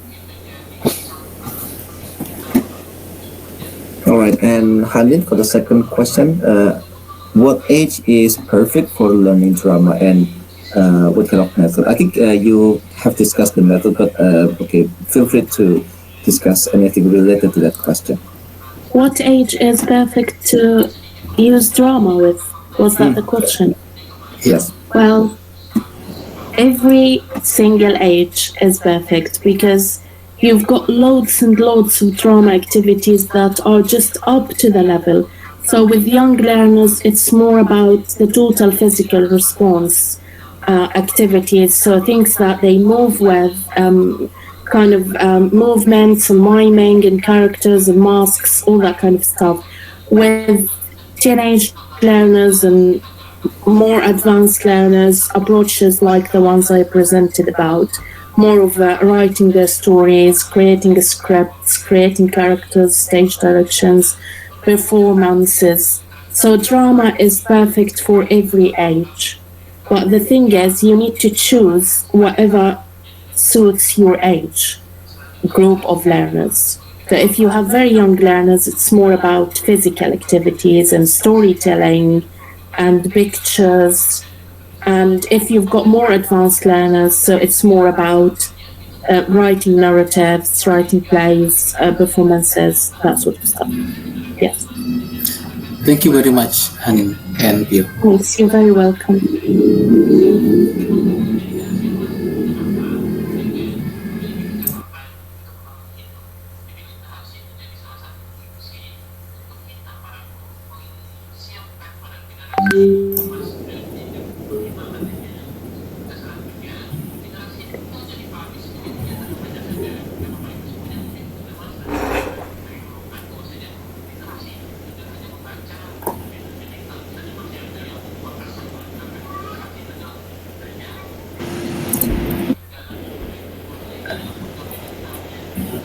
I think we should hand over to moderator if Miss Epi or Pak Dani.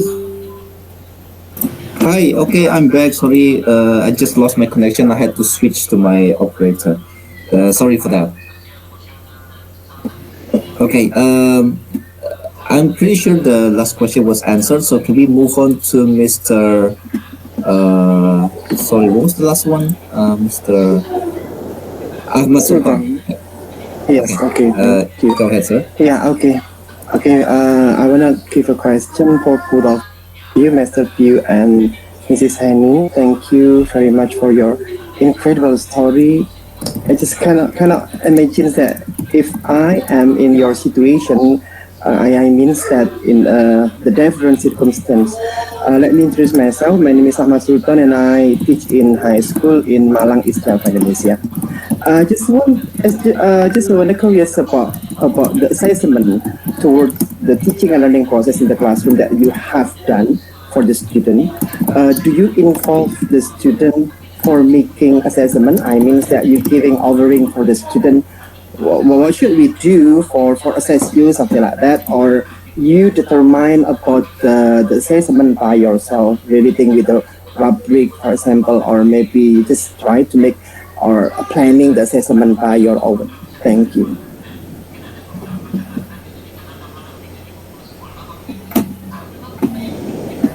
All right, Haneen, would you like to answer that?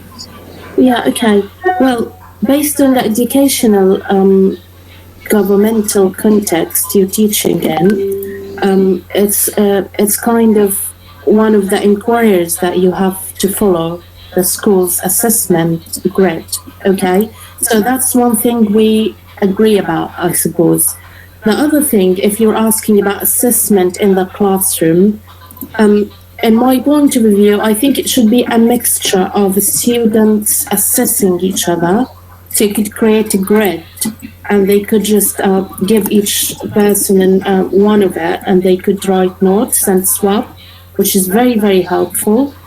And also the teacher giving us assessments and feedback as well, because it's always important that the teacher has a room in the classroom and not leaving all to assess each other. So it really depends on what kind of activity you're assessing. Sometimes peer assessment works best. Sometimes you as a teacher assessing the students works best. But it's always important to keep the students in the loop of the activities and provide that grid.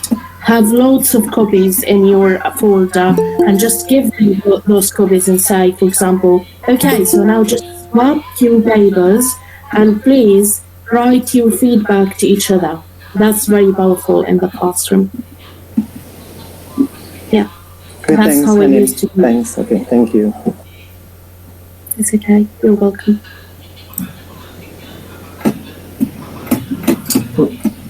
All right, okay.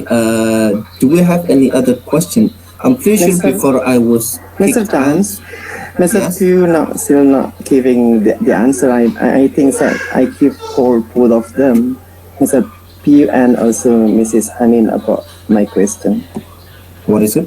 Can you please make it more specific? Yeah, okay. The question is the same like Mr. Haneen and I have given. So, Mr. Phyo, how do you assess the student related with your own teaching and learning process in the classroom? Thank you. Okay, thank you. Assessment. Yeah, assessment. When it comes to assessment, I think Danny is the expert. No, Danny. I just took the yeah. No, but that his question is to you, not to me. I mean. Okay. So I think it's very great answer about peer assessment. That's very useful. I think you are also teaching high school students, so they are at the level where they could assess their peers. So that's a great technique to do a peer assessment. If they are high school student, I suppose like in my own country, so they might also need to propose for the national exam. I'm not sure whether they are or not. In my country, they have to propose for the national exam. So what we can do is we can do for their summative assessment, like the national exam, monthly exam like this. So for the exam is pretty traditional.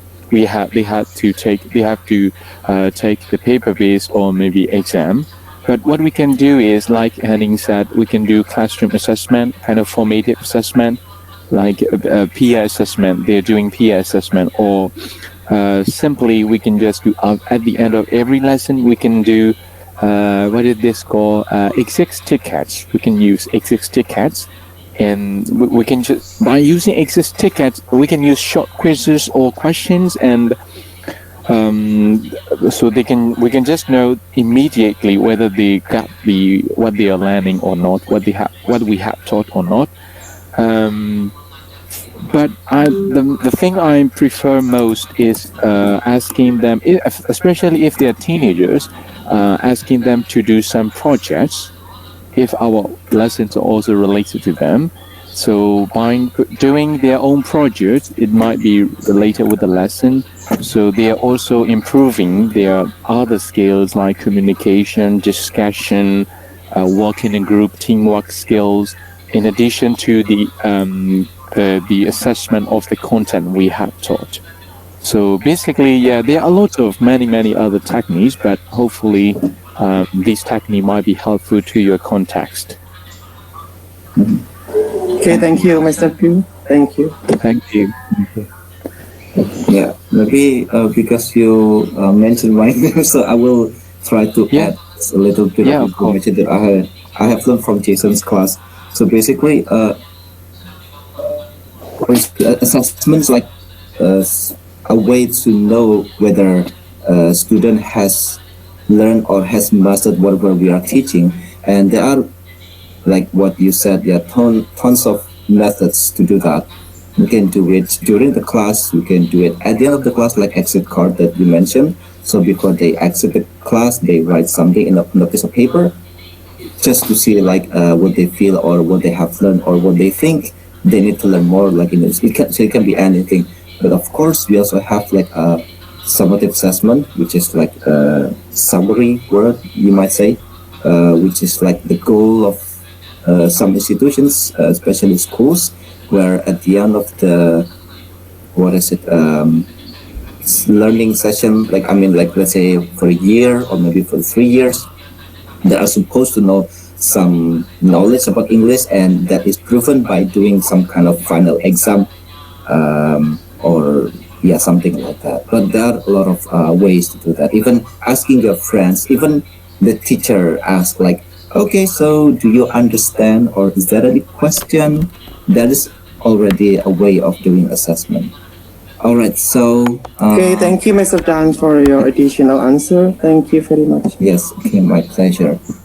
Okay, so right, not many methods to explore. Yeah, okay, and we also have like wonderful discussions in the chat about using games and also a lot of different techniques for implementing the class. Yeah, I agree.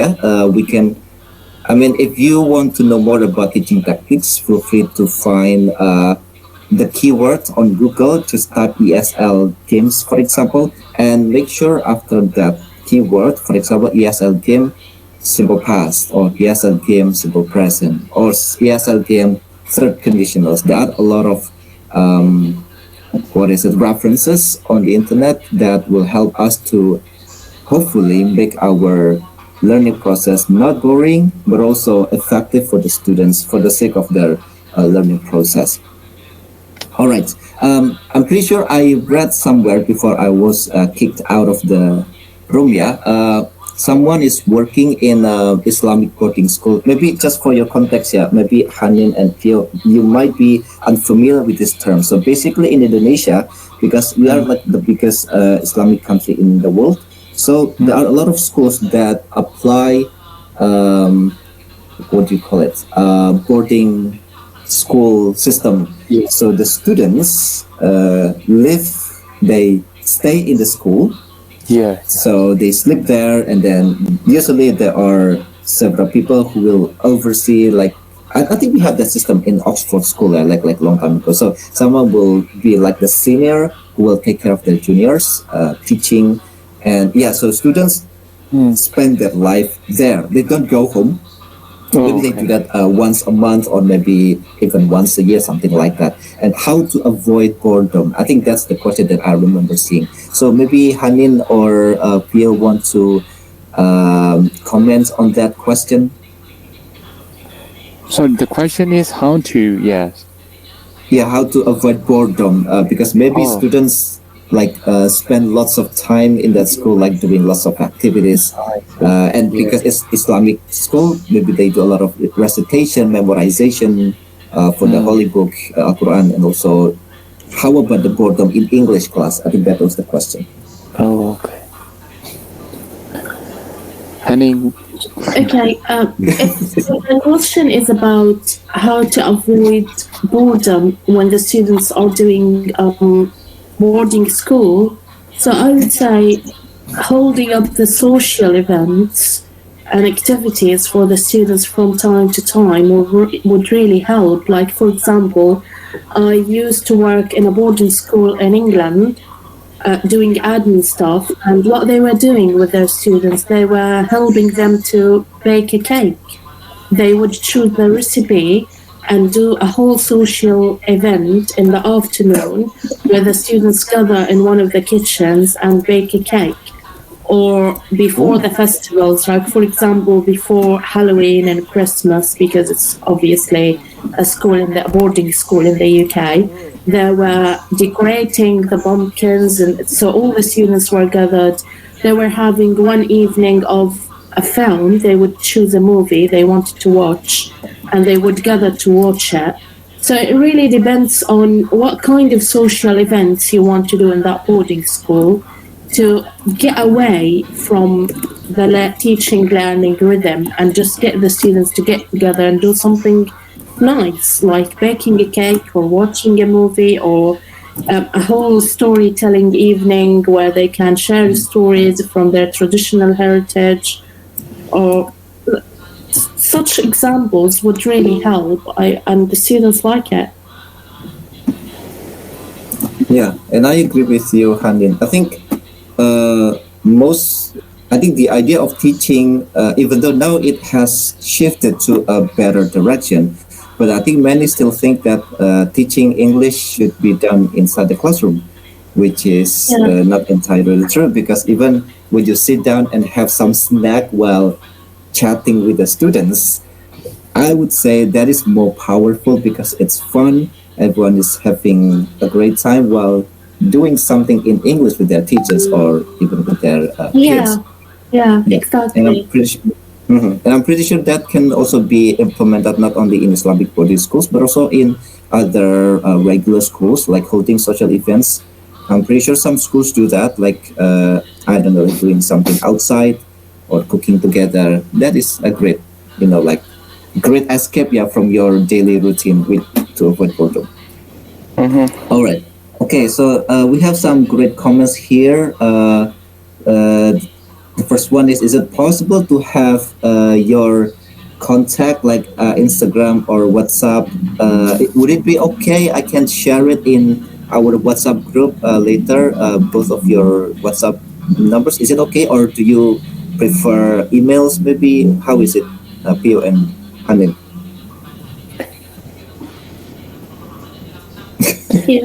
Yeah, I think email will be fine because sometimes, emails will be fine. Let me type my email here. Sure. Okay. Yeah. And I will share both of your slides in our WhatsApp group. No problem. Yeah, we can share our slide. Yeah. I'm pretty sure Haneen has her own her email written in the slides for Phyo. Okay, everyone. If you want to connect to Phyo, you can contact that. And I'm pretty sure previously Haneen also has shared her email too. I think it was English all day at practice. Yeah. Okay, boarding school. Yeah, normally that is the common norm. Yeah.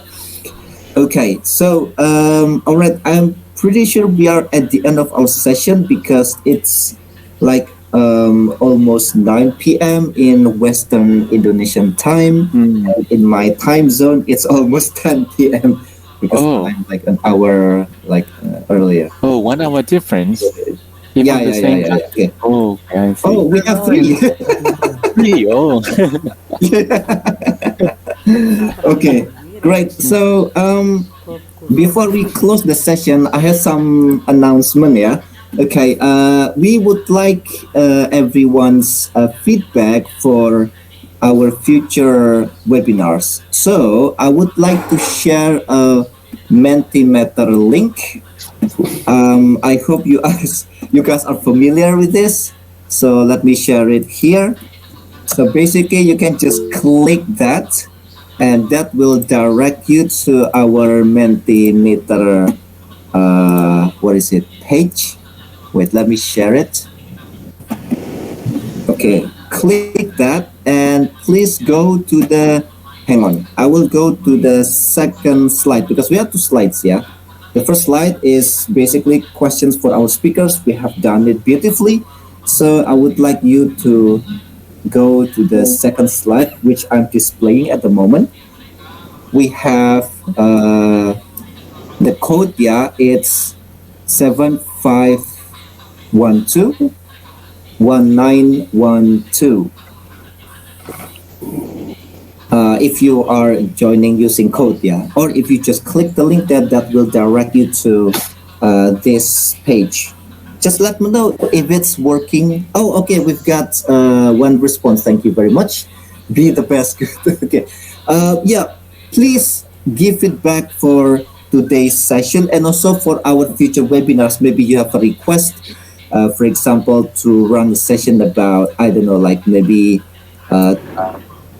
to have a session with teachers from different countries, writing collaborative research article. I think Phyo is already, he has done it, so maybe we can ask Phyo or maybe the other guys from our class who has got A in their assignments.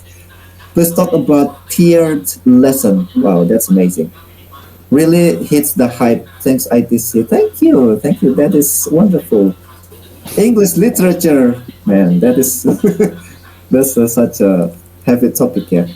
There will be some ice breaking. Oh, okay. Do you mean ice breaking in this seminar or? Oh, sorry. Yeah. I get it. Oh, ice breaking. Yeah. That's something that we haven't thought about. Thank you. The legend speakers. Is it like legendary? I don't know, like healthy giants. I'm afraid that it's gonna be hard to invite those people. Think about David Crystal or I don't know, like some other guys. But maybe that means you guys are awesome, Phyo and Haneen. All right. Anyone else wants to give their? Oh, we have some more down there. Elizabeth, great. I love it. Have new friends. Hopefully, we have some moment like this in the future. Thank you very much. Give the chance to share the problem in teaching English. So by the problem, some teachers give the solution to solve the problem. Oh, okay. It's like a sharing session, yeah? Okay, got it.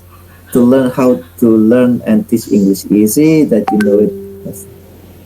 More native speaker. Okay, yeah, well, native speakerism is an issue, yeah, Phyo and Haneen. I think we have talked about it in our master's course in the UK.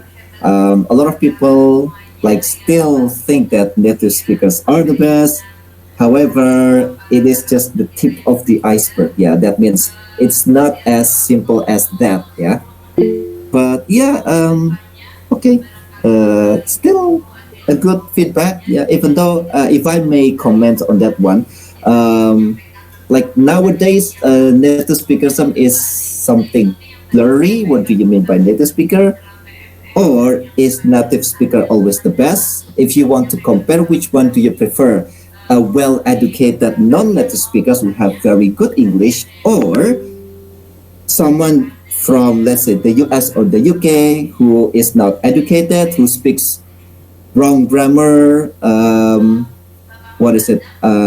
non-formal English? Which one do you prefer as an English teacher? I think that's also an issue that we should talk about. Native speakerism is, it's still quite a topic. All right, more time learning pronunciation to connect each other. Oh yeah, well actually we have a WhatsApp group. Maybe Miss Evie, would you like to share it? I'm pretty sure we come from the same WhatsApp group from different, we have made a WhatsApp group organized by ITC for this webinar, and I'm pretty sure maybe not everyone in this Google Meet comes from that WhatsApp group. So please, Miss Abby, share the link so that we can have like some kind of sharing sessions, or maybe if you have anything to share, just do it. Okay, good opportunity to get to know. All right, English teaching strategy. Okay, like learning motivation. All right, I think that's enough. Yeah, thank you very much for your wonderful session. All right.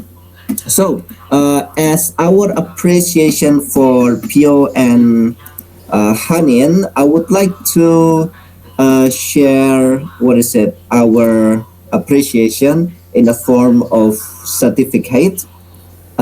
This is hang on. So yeah, so I don't know, how do you take a picture, Miss Abby? Can you please help me? Maybe to take a screenshot and share it in our group. Miss Avi, are you there? Miss Avi, hello? Hello, sir. Yeah. Can you hear can my you please voice? take a picture? Yeah. Okay, can you please take the picture? So we are giving certificate to Mr. Phyo and Miss Haneen. Okay. Thank you very much, Stanley. And we are the one who should say thank you, because you guys are so busy. I know you have lots of work in the UK, and you still, want to. So it's only great to talk with teachers, especially people joining today, teachers joining today. They're active, and they have got many comments. These are also useful for us too. Thank you very much, everyone joining today too. Yeah, Miss Abby, if you have taken the picture, I will go to the next certificate. Can I do that, Miss Abby? Yes. Okay, so Yes, sir. this is a certificate for Haneen, and maybe in this occasion I would like to deliver our support. So we know what's going on, so we hope everything is going to be fine, and we hope the best for you and your family. I know you have been through a lot of things, and hopefully everything will be fine. And also Thank you very much, Stanley. Okay. Right. Okay. And lastly, as I promised, I also would like to share a link, and this link is for your certificate. Just let us process it in the next few days. I have the link. Oh, whoopsie, is that the wrong link? Sorry, Bu Zaituni, can you please remove the last link, or can you do that, or can you not do that? Okay, I think it's okay. Sorry. So please click the link by Bu Zaituni. Is it working? Just out of curiosity. Is the link working? Miss Avi? So make sure you guys click this link, because that will be our database for making your certificate. Because after this session ends, you won't be able to see this link. So everyone, please click this link. Oh yeah, link for WhatsApp, Miss Abby. Do you have that? Okay. Give me a second, yeah? Okay, let me find the link for WhatsApp. Wait a minute.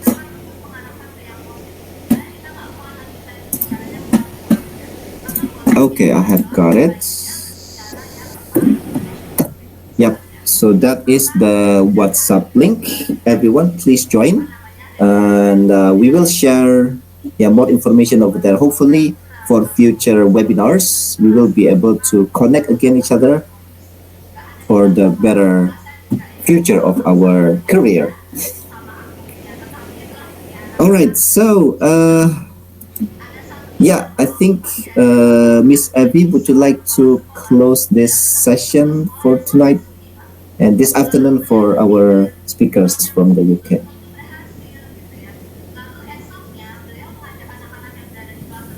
Miss Abby, hello. Well, okay. Before I close today's webinar, I would like to say thank you so much for everyone who gave their your questions, and thank you so much for the speakers for your answers for every questions.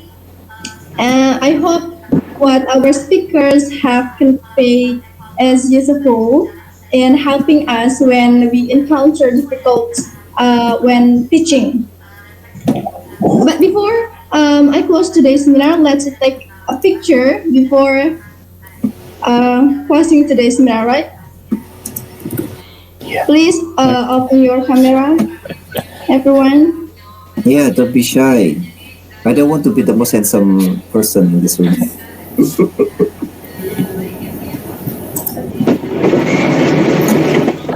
Okay, please open your camera.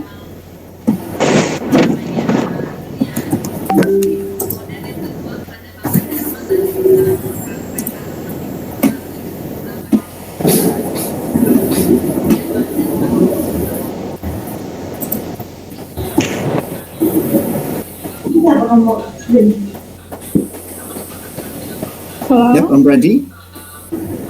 Okay. Can you Taking make now? the count? Yeah. Let me share my.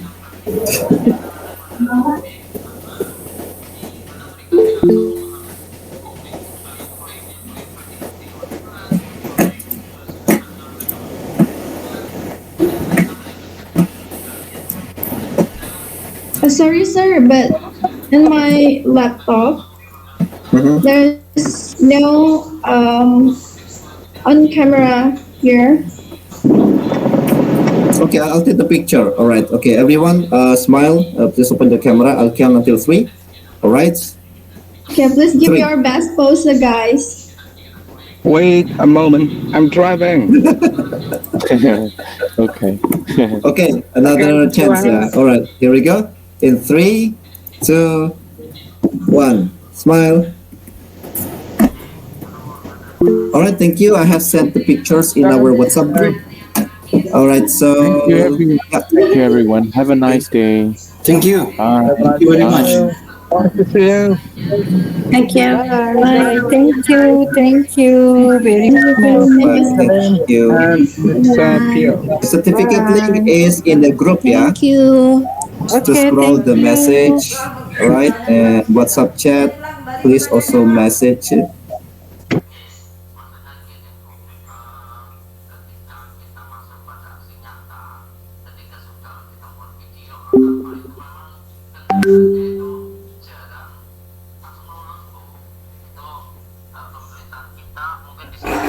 Untuk PMM-nya kadang-kadang cuma sebatas itu nggak sampai aksi nyata.